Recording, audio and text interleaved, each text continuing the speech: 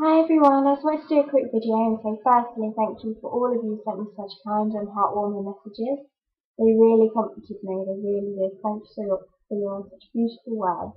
They really helped me. When I sat down and looked at them, they gave me support, so thank you so much.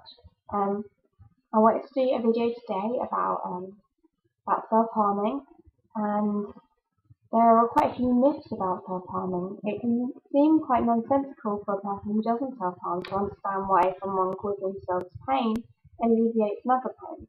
And a lot of people think that people do it for attention. And this couldn't be further from the truth. A lot of people who self-harm, they do it in private. It's a private thing. They do it on their own. And they do try and cover up their scars. They do try and not tell anyone. It's not something we go around parading and talking about. It's a very difficult thing for people to talk about. And that leads into my next point, that people think that the severity of the self-harm reflects the severity of the feeling. And that is not true at all. That should not be taken into consideration how severe someone is feeling, because people self-harm in different ways. And for example, I self-harm out of punishment. So I want to leave scars there, but I don't do it to do them deep and actually really hurt myself. I do it so that I just have something to remind myself that I'm a bad person. That's my logic behind it, but I know it's wrong, but that's my wrong logic of why I self-harm. So there are lots of different reasons, and people shouldn't judge self-harm by the severity of the self-harming. Another big myth about self-harming is that people do it to commit suicide, and that is wrong. Okay, fair enough, quite a few people do, but a lot of people don't do it for committing suicide. They're doing it a way of alleviating the pain within them. These people are feeling a lot of struggle. They're feeling a lot of bad. They've been through a bad experience or trauma. They've got really strong and intense emotions within themselves that they don't know how to release. They don't know how to get them out. This can be shame, guilt, anger, and it can be anything that these emotions within this person that they want to release. And the way of releasing it is through self-harm. And the bad thing is, and I want to say this to you all who self-harm, self-harm, as you know, is a short-term way of alleviating that pain. Within a few hours, you'll feel exactly the same. It's really short-term, and afterwards you usually feel more guilt for self-harming, and it just sort of uploads, and it's a big snowball. It keeps going and going and going until you feel worse and worse and worse. Self-harming isn't the correct way, as you probably know, of alleviating your struggles. And so there are some ways you can do, a lot of things you can do to stop yourself self-harming. For example, what I do is I write a little message to myself in the areas that I self-harm, or you can even do like a little red spot, anything.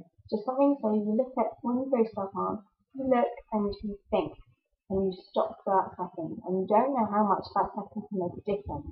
It can make you step back and actually start thinking about what it is you want from life, who you love, why you're doing this, and why this is wrong. I just write little things about what I want from life, a little aspiration, a little thing about who loves me, anything. And that can help. That can help a great deal. Another reason, another thing that's been suggested to me from professionals is getting a rubber band. And every time you think of self-harming or self-harm, just ping the rubber band, and that should give you time before you self-harm to stop you. Another way is obviously finding a way to release it somewhere else.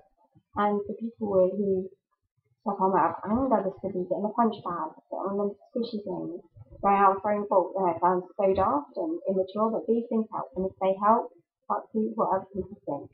Get a punch bag, get something to punch out your anger, release what's within you. And another reason why people self-harm helps, try and express something or other, then express that through creativity, through painting, through writing, through doing something completely different.